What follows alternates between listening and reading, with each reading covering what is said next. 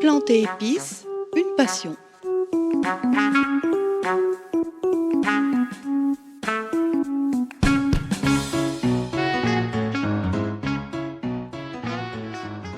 Bonjour à toutes et tous, vous êtes avec Josiane pour son émission Plantes et épices, une passion sur notre radio préférée.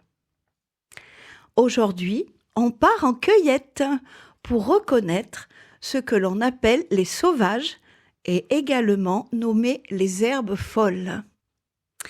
Et pour nous expliquer tout cela, nous accueillons à nouveau Laurie, herbaliste de formation qui va partir en cueillette avec nous. Bonjour Laurie. Bonjour Josiane. Alors Laurie, comme je le disais tout à l'heure, pourquoi appelle-t-on les herbes folles ? Alors pourquoi on appelle les herbes folles ? Parce qu'en fait, ce sont des herbes qui poussent spontanément à l'endroit qui leur conviennent. Donc c'est un peu les mauvaises herbes qu'on n'aime pas trop avoir au jardin ou dans la pelouse ou ailleurs. Mais donc elles s'y épanouissent et c'est cela le nom des herbes folles. Très bien. Donc les herbes folles ou sauvages ? Sauvages, oui. Alors, est-ce que tu peux nous dire qu'est-ce qu'on trouve comme herbe folle en ce moment, par exemple, lors d'une balade Oui, bien sûr. Mais juste avant, je voudrais préciser quelque chose. Je souhaite rappeler des précautions quand on souhaite commencer à intégrer des sauvages dans nos assiettes. Surtout, on ne joue pas à l'apprenti sorcier. Oui, les plantes sont des produits naturels offerts par Dame Nature, mais toutes les plantes ne sont pas comestibles car certaines sont toxiques, voire même mortelles. Il existe des risques de confusion, donc attention également quand on les cueille. Et aussi une attention particulière, c'est également au lieu de récolte, pour éviter de manger des produits chimiques ou des pesticides qui sont absorbés par les plantes ramassées. Donc, formez-vous pour apprendre à reconnaître les plantes, le mieux étant toujours le terrain et les balades découvertes avec des professionnels. Donc, voilà la petite chose avant la réponse. Maintenant, qu'est-ce qu'on trouve à cette période ? Parce que je suppose que toi, qui es connaisseuse, tu as des petites idées quand même. Oui, j'ai mes petites idées, je vais cueillir mes herbes folles aussi, mais bon, je te laisse en parler, tu en parleras beaucoup mieux que moi. Alors, donc, à cette période, on trouve le fameux plantain, que ce soit le lancéolé ou le grand plantain. On a une très chère amie que j'aime bien, c'est l'ortie. Nous avons aussi certains arbres ou arbustes comme le tilleul, le sureau noir qui est en fleurs, voire qui est en train de terminer ses fleurs pour certains endroits, mais aussi la pimprenelle, le coquelicot, la mauve et une que j'aime bien qui s'appelle l'ornithogale des Pyrénées, qui est également appelée l'asperge des bois. C'est bien, il y en a toute une liste, hein. Il y en a. Mais faut-il les reconnaître aussi ? Exactement, et justement par rapport à l'ornithogale des Pyrénées, il y a une autre ornithogale qui s'appelle l'ornithogale en ombelle, qui se nomme également la Dame de 11 heures ou encore l'étoile de Bethléem, qui est toxique, mais je pense que son nom rappelle quelque chose, l'étoile de Bethléem ? Non, Non ? je connais pas. Alors, en fait, ça parle, pourquoi ? Parce qu'elle est utilisée en élixir floral créé par le docteur Bach, avec ses fleurs de Bach. Très bien. Et donc, pour ajouter juste une petite précision par rapport à cette fleur de Bach-là, elle s'adresse aux personnes qui ont un besoin d'apaisement et d'aide pour la reconstruction après une épreuve. Très bien. Et cette fleur un peu miraculeuse, en fait, hein, à quoi la reconnaît-on ? Comment qu'est-ce que tu peux nous dire en 2 mots son feuillage ? Est-ce qu'elle fleurit ? À quelle période ? Alors, donc, pour l'ornithogale en ombelle, celle qui est toxique et qui est utilisée par le docteur Bach, c'est des plantes qui sont dans les jardins, qui sont pas plus hautes, qui font à peu près 10-20 cm maximum, qui font des étoiles blanches, et c'est des plantes qu'on appelle une inflorescence en ombelle. Donc, en fait, l'ombelle, c'est quoi ? C'est comme un parapluie. Comme la carotte, la fleur de carotte. Exactement, c'est la même famille que la fleur c'est pas la même famille, mais du moins c'est la même inflorescence. Et donc, ce qu'on reconnaît, c'est un point où tous les rayons partent et donc ça fait des étoiles blanches. Quant à l'ornithogale des Pyrénées, elle, ça va ressembler plus à comme un petit épi de blé. Donc, quand elle n'est pas fleurie, hein, bien sûr. Et après, donc, une fois qu'elle commence à fleurir, l'épi grandit et ça fait des plus petites étoiles blanches. Très bien, oui, je vois bien ce que c'est. Je ne connaissais pas, il faudra que tu me les montres à la prochaine cueillette. Hein. Oui, promis. Et donc, quand tu les as ramassées, qu'est-ce que tu en fais? Je pense qu'à la dernière fois que l'on s'est vu, on a fait des salades champêtres toutes les deux, pour un groupe qu'on avait toutes les deux. Et là, je peux dire que les gens se sont régalés. Tu avais mis plein de choses dedans. Et à l'œil, c'était très joli parce que tu avais mis plein de fleurs, hein, les fleurs que tu viens d'énumérer. Alors, dis-nous-en, raconte l'histoire de la salade composée. De la salade composée. Alors, ça, j'y viendrai plus tard. Je voulais vous donner avant des petites informations. Qu'est-ce qu'on peut en faire? Eh ben, en fait, il existe une multitude de possibilités pour utiliser les sauvages. Certaines formes seront plus adaptées à certaines plantes. Donc, par exemple, on va commencer par un classique, les infusions. Donc, comme des boissons aromatiques, on peut prendre du plantain, on peut prendre de l'ortie, puis il y a d'autres plantes, la mauve, pourquoi pas, hein, puisque c'est une plante aussi du moment. Après, il existe des transformations en sirop, en confit, comme le coquelicot. Et attention, pour le coquelicot, de ne pas le confondre avec son cousin, le pavot, parce que ce n'est pas du tout la même plante. Après, qu'est-ce qu'on a d'actualité? On a le champagne des fées avec le sureau noir, mais il existe aussi avec la glycine. Nous avons aussi la forme baignée avec le sureau noir ou d'autres plantes. Puis, nous avons aussi les vinaigres, les huiles aromatisées. Et en cuisine, le pesto, l'omelette, la tarte, la quiche, le cake, les soupes ou ce que vous souhaitez. Et puis, il y a la fameuse forme que j'adore qui est, comme tu l'as dit, la salade champêtre. Donc, une de mes préparations préférées parce que on peut le composer avec différentes plantes et fleurs. Oui, c'est vraiment très joli. Donc, en fait, on peut également se prendre au jeu de la création artistique avec l'art culinaire. C'est un vrai tableau, un chef-d'œuvre artistique. Et donc, la salade champêtre est un mélange aussi de textures, de saveurs et de couleurs. D'ailleurs, donc effectivement, comme tu l'as précisé, lors de la dégustation, on a bien vu que c'était une explosion de saveurs en bouche. Un vrai régal.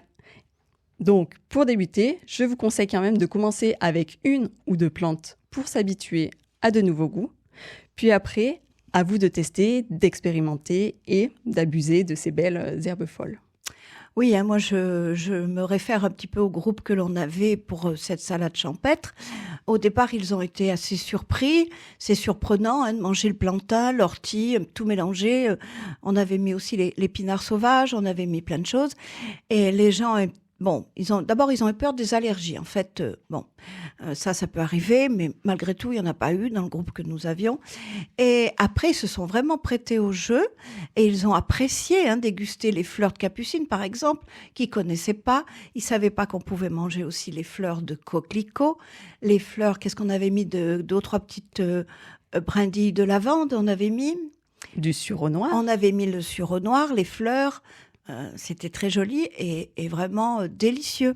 Et tout le monde a été ravi. Enfin, ça se voyait dans leurs yeux, quoi. C'était magique. Moi aussi, j'ai eu des retours et effectivement, ils ont été ravis. C'est sûr qu'au début, rappelle-toi, pour manger certaines fleurs, c'est pas évident hein, parce que ça sort du commun. On n'a pas l'habitude de manger des fleurs et il faut se laisser prendre au jeu. Et goûter. C'est ça. Il faut se laisser surprendre par Laurie. Voilà. Il faut lui faire confiance, elle connaît bien son travail. Laurie, quel est l'intérêt de manger ces plantes sauvages? Alors, les intérêts de manger les plantes sauvages, il y en a plusieurs en fait. Déjà, une information importante, c'est que la plante sauvage pousse toute seule à l'endroit où elle est. Donc, c'est un endroit qui lui convient. Donc, elle a tous les éléments nécessaires pour s'épanouir et par conséquent, en retour, nous offrir tous ces minéraux, ces vitamines, les glucides, parce que oui, dans les plantes, il y a des glucides, mais aussi des protéines ou des lipides. Donc, il y a quand même un intérêt qui est nutritionnel, qui est très important. Mais aussi, il y a un intérêt qu'on va appeler un intérêt écologique, qui est d'utiliser justement tout ce que la belle nature nous offre. Et donc, il n'y a pas besoin de faire pousser ou d'avoir une intervention humaine, puisque la plante, elle s'épanouit. D'ailleurs, une des principales fonction de la plante, c'est justement de s'épanouir, de faire une fleur, de faire des graines pour pouvoir justement assurer sa descendance et se reproduire. Donc l'intérêt écologique, effectivement, comme j'indiquais, c'est une nourriture qui est accessible à tous, gratuite et nourrissante. Donc, si vous avez un jardin, vous avez normalement forcément des classiques comme le plantain, peut-être de la mauve, peut-être de l'ortie aussi en fonction des endroits. Donc ça, c'est vraiment intéressant de pouvoir utiliser ces ressources-là. Donc, on va dire gratitude à la merveilleuse nature. Et si nous sommes attentifs et curieux, on peut s'émerveiller de différentes façons. Donc voilà ce qu'on peut faire au niveau écologique aussi. Mais voilà, dans les intérêts, puis il y a aussi un intérêt autre qui est les vertus médicinales. Voilà, les vertus, on en reparlera tout à l'heure, mais moi je veux rebondir un petit peu sur tes salades champêtres. Par exemple, est-ce que l'on peut mettre de l'ortie? Parce que c'est quand même piquant. Donc quel est ton avis là-dessus? Alors, pour manger cru l'ortie, il faut être... aventureux. Aventureux et puis bien connaître l'ortie, quoi. Aussi. Alors, l'ortie, oui, il est possible de la manger crue. Comment faire? Déjà, on la cueille. Alors, si vous avez l'habitude de cueillir les orties, vous savez qu'il faut la cueillir dans un certain sens. Sinon, dans l'autre sens, les poils urticants se cassent et libèrent de l'histamine. Donc, c'est la même chose, en fait, si on les mange comme ça. Si les poils urticants ne sont pas cassés, ils vont se casser au contact de la langue ou du palais et on va créer aussi une démangeaison. Donc, comment faire? Eh bien, ce que je préconise, c'est de rouler la feuille. Le mieux, c'est dans un torchon. Comme ça, on évite de s'en mettre sur les mains et de se piquer. Sinon, après, il y a la plante amie, on va dire, qui s'appelle le plantain, qui peut venir nous aider en cas de piqûre. Mais voilà, il est possible de manger l'ortie crue. On casse bien les poils urticants et puis on peut la mettre dans une salade champêtre. Très bien. Et moi, je voudrais aussi rebondir sur, tout à l'heure, tu as parlé du champagne des fées. Est-ce que tu peux nous en dire plus? Avec quelle plante on le fait? Personnellement, j'en ai fait. Il est à point, il est délicieux. Mais c'est merveilleux, on va venir chez toi, Josiane. Oui. Absolument, quand vous voulez. Alors, champagne des fées, j'en ai beaucoup entendu parler, champagne des fées, notamment avec le sureau noir, aussi avec la glycine et puis les pétales de rose. Sauf que le sureau noir, il arrive toujours au mois de mai, voire juin, ça dépend. Et moi, c'est ma pleine période de balade. Donc, j'ai jamais forcément le temps de ramasser. Mais promis, l'année prochaine, je teste le champagne de fée. En 2 mots, alors je vais vous donner la recette. Je crois que moi, je le pratique depuis plusieurs années et j'adore faire ça. Donc, il faut prendre un petit peu des fleurs de sureau noir, comme le rappelle Laurie.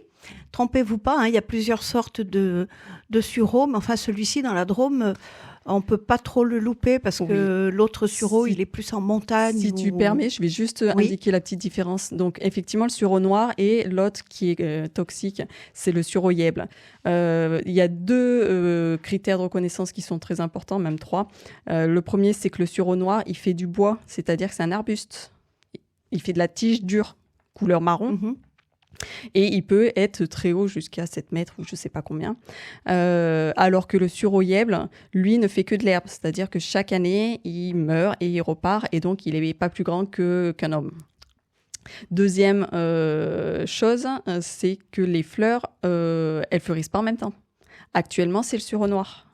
Et le sureau yèble, lui, est plus tard dans la saison. Et troisième chose, comme tu l'as dit, il pousse dans des endroits un peu différents. Voilà. Donc, pas de risque de le confondre actuellement, il n'y a pas de problème. Donc, vous prenez un petit bouquet de fleurs de sureau, vous les mettez dans un bocal en verre transparent, vous remplissez ce bocal d'eau, vous mettez à peu près, pour 1 litre, vous mettez à peu près 250 grammes de sucre. C'est un petit peu sucré, mais c'est vraiment ça qui va faire la fermentation. Vous mettez 250 grammes de sucre environ. Vous fermez le bocal. Bon, perso, moi, des fois, je rajoute des fleurs, des pétales de rose. Ça donne un petit goût sucré qui est pas désagréable. C'est comme vous voulez. Et puis, vous fermez ce bocal, vous le mettez au soleil pendant 7, 8 jours. Vous le secouez tous les jours, hein, parce que c'est important de faire ça. Sinon, il va s'oxyder et le champagne sera marron et c'est pas très agréable. Voilà, vous secouez le bocal un petit peu tous les jours. Et vous le laissez poser pendant 7 jours, 6 jours, 7 jours. Après, vous filtrez, vous mettez en bouteille et vous attendez 2 ou 3 jours pour le consommer. Il devrait commencer à pétiller suffisamment. C'est un vrai bonheur pour les enfants. Ça remplace la limonade. Voilà, donc moi j'en fais, j'ai l'habitude. Je le sers à l'apéro, je le sers avec un dessert. C'est délicieux. Voilà. Eh bien, il est temps pour nous de passer à la petite chanson. Nous avons choisi Je me soigne avec les plantes de Kaloun. Vous verrez, c'est surprenant, mais moi j'adore. Bonne écoute.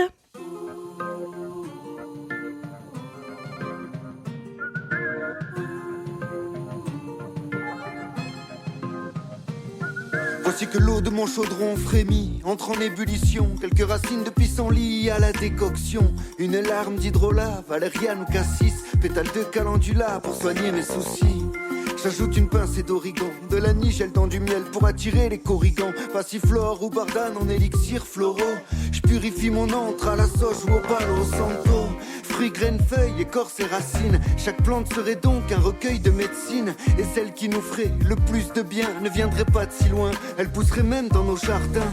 En cueillant la mélisse pour soulager mon ventre, je rappelle au labo que mon corps n'est pas à vendre. Pour me tenir loin de tout ce que les lobbies favorisent, je m'en vais me soigner chez mon herboriste. Si dans la comté on m'appelle le vieux druide, c'est pour les secrets de mes potions apaisantes.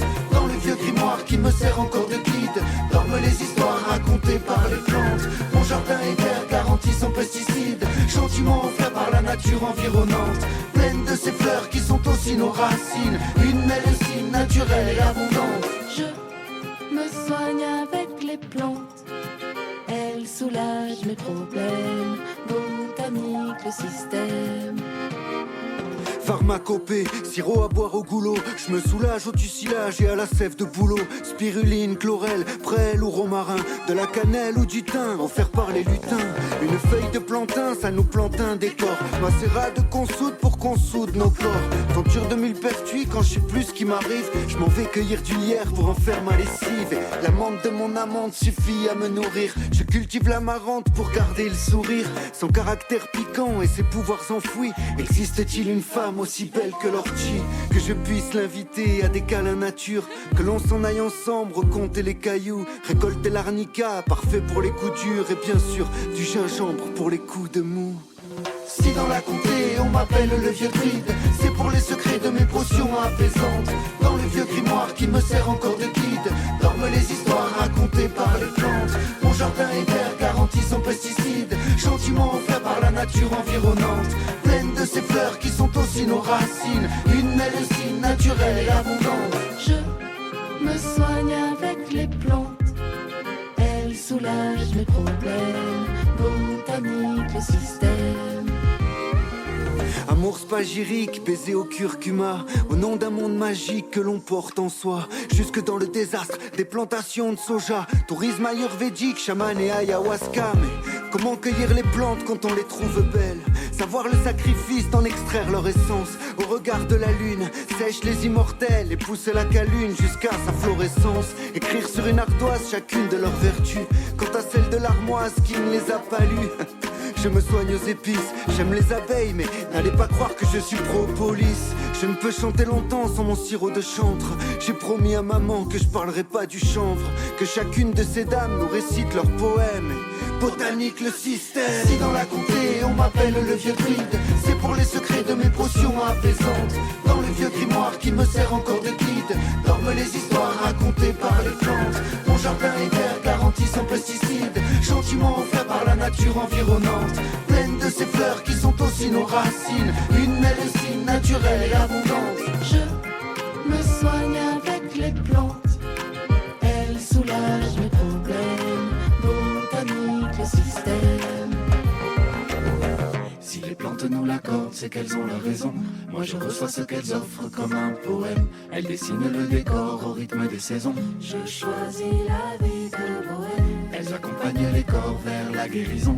Elles révèlent les trésors de leur écosystème. Elles qui font pousser les cœurs jusqu'à la floraison. Je leur dis merci et je t'aime. Je me soigne, je me soigne. Je me soigne, je me soigne. Je me soigne, je me soigne. Je me soigne, je me soigne.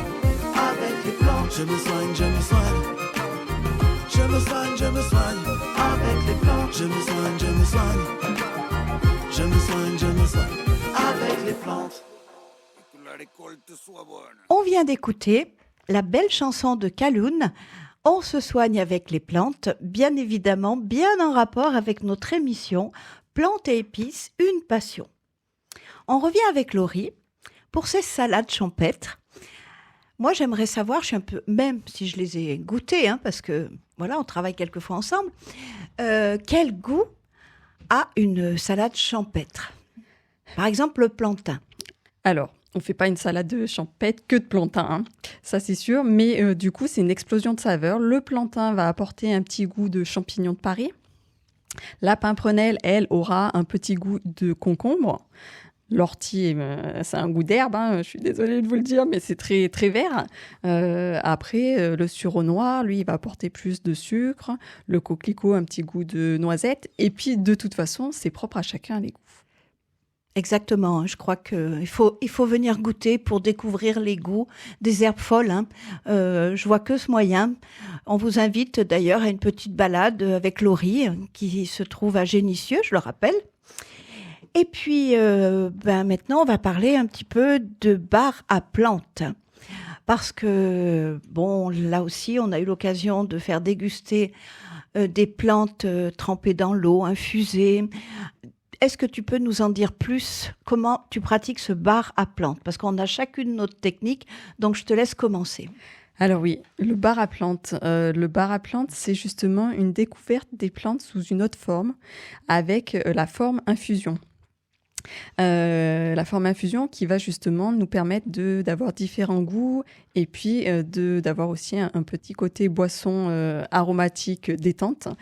Comment je procède? Je prends les plantes, je les mets dans une carafe, je fais chauffer mon eau à côté et une fois qu'elle bout, je la verse sur les plantes, je couvre parce que certaines plantes ont des huiles essentielles et donc ça permet de garder ça dans l'eau.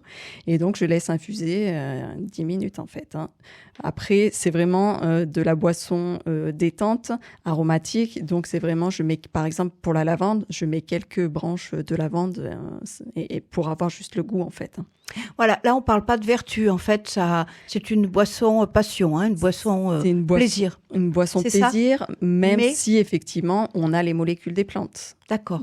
On a les molécules qui vont indiquer des messages au corps. Donc le corps, après, il sait assimiler ces molécules-là et il sait ce qu'il va devoir plus ou moins travailler, mais de façon très, très légère en fait.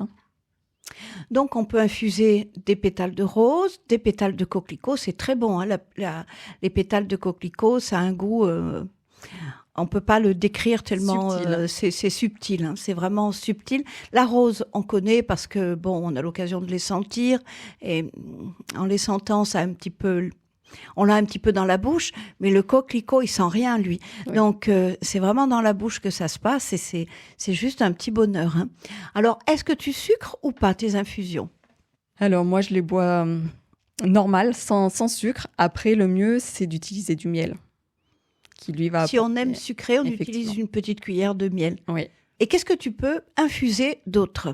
Qu'est-ce qu'on peut infuser d'autre? Eh bien, parmi les sauvages qu'on a parlé tout à l'heure, on peut infuser le sureau noir, qui fait aussi un petit côté fleuri, sucré. On pourrait aussi infuser de l'ortie. Oui, ça, personnellement, je le fais beaucoup, l'ortie. On peut aussi infuser du plantain, pourquoi pas, pour les personnes qui aiment ça. Après, il y a toute une multitude, la lavande, qu'est-ce qu'on peut infuser, qu'est-ce que j'avais fait la dernière fois, la pâquerette. Il y a plusieurs plantes qu'on peut infuser. Tu avais mis du houblon. Du houblon aussi. Oui, ouais. Et puis les feuilles d'olivier. Feuille d'olivier, oui. Alors, la feuille d'olivier, elle n'a pas de goût à proprement parler. Hein. C'est plus, une vertu médicinale. Mais oui, c'est possible. Alors, est-ce que tu peux nous dire 2 mots de ces vertus de l'olivier? On n'en parle pratiquement jamais de l'olivier. L'olivier, c'est l'occasion. une très belle plante, hein, puisqu'on connaît son huile d'olive et ses olives. L'huile d'olive et ses olives qui ont des super... vertus pour tout ce qui est cœur. Donc, en fait, les feuilles d'olivier, elles vont agir aussi sur le cœur, mais aussi, les feuilles d'olivier, elles sont très riches en antioxydants. Très bien. Voilà. Donc, Josiane, j'en profite. Je voulais te poser... Je sens que je vais être piégée. Non, je t'avais pas prévenu. Je voulais te poser une petite question. Donc, je sais que les plantes, c'est une vraie passion pour toi. Tu es d'ailleurs auteur d'un livre de recettes, n'est-ce pas? Oui, c'est vrai. Oui, Et comment s'appelle-t-il? Le poulet au chocolat. Ça parle de mes recettes culinaires que je réalisais sur ma table d'hôte, voilà. Et puis, j'ai toujours cuisiné avec les plantes, toujours fait découvrir les plantes médicinales et sauvages à mes clients en chambre d'hôte. Je les emmenais balader et c'est vrai que j'ai écrit un ouvrage concernant ces plantes et ma cuisine. Et où peut-on trouver ce livre? Chez moi. Donc, on te contacte. On me contacte. D'accord. Et donc, mon autre petite question, c'était, donc par ailleurs, je crois bien que tu es une magicienne avec les roses de tes beaux rosiers de ton jardin. J'ai dégusté ton eau de rose et puis très récemment, une confiture de rose. Un délice d'ailleurs. Hein. As-tu des petits secrets à nous révéler? Alors, il n'y a pas de secret. Hein. La confiture de pétales de rose, bien, on la trouve sur Internet. Il n'y a pas de secret. Mais il y a 2 façons de la réaliser. Soit en gelée, soit avec les pétales. Moi, personnellement, je fais les 2. Je fais aussi avec les pétales parce que la confiture de pétales de rose... c'est surprenant. Pas beaucoup de personnes en font. Donc, on désire toujours goûter. Je l'insère aussi dans des gâteaux, ma confiture, c'est ce qu'on avait fait pour la dernière dégustation. Une merveille. J'avais fait un petit gâteau de Savoie qui ressemble au gâteau de Savoie tout léger. Je l'avais coupé au milieu et puis j'avais mis cette confiture de pétales de rose et c'est vrai que les gens étaient surpris parce qu'on n'a pas l'habitude de goûter la confiture de pétales de rose. Alors là, moi aussi, j'ai des petites consignes, surtout, utilisez des roses qui ne sont pas traitées dans votre jardin. Il n'y a pas besoin de les traiter, les roses. Ça vient tout seul. C'est une ronce, la rose. Donc, il n'y a pas besoin de les traiter. Donc, allez-y. Faites découvrir la gelée de rose. Mettez un petit peu de citron pour la conservation. Et c'est vraiment un délice. Vraiment. Même avec les fromages, par exemple, des fromages assez forts. Moi, je la sers. Alors là, je mets la gelée. Je mets pas la confiture, mais je mets la gelée. Et c'est un petit bonheur avec les fromages assez forts quand même. Ça doit être très, très bon. Mais du coup, comme tu le sers avec le fromage, est-ce que ce serait possible de l'utiliser avec du foie gras? Ah, bien sûr, bien sûr. Ah oui, l'hiver, là, à Noël, je sors ma confiture de pétales de rose, enfin ma gelée de pétales de rose pour accompagner mon foie gras, bien sûr. Et bien voilà, une belle idée. Bien sûr. Si j'en ai pas à Noël, je la remplace par de la verveine, mais en général, j'en fais suffisamment de pots pour en conserver une pour Noël. Un petit pot pour Noël. Bon, je vais me coller aux confitures de rose alors. Eh bien, merci Laurie d'être venue sur ce plateau. Merci à toi, C'était fort sympathique de ta part, je te remercie. Je vais remercier aussi Clément à notre technique. Merci Clément. Merci à toi, Josiane. Il est l'heure de se quitter. J'espère que vous avez passé un très bon moment avec nous. Et puis à très bientôt, peut-être maintenant pour la rentrée au mois de septembre, parce que je crois que juillet-août, on est un petit peu sans émission. Enfin, vous aurez le plaisir de nous réécouter, j'espère. Et puis, passez un très très bel été et à très très bientôt. Plantes et épices, une passion.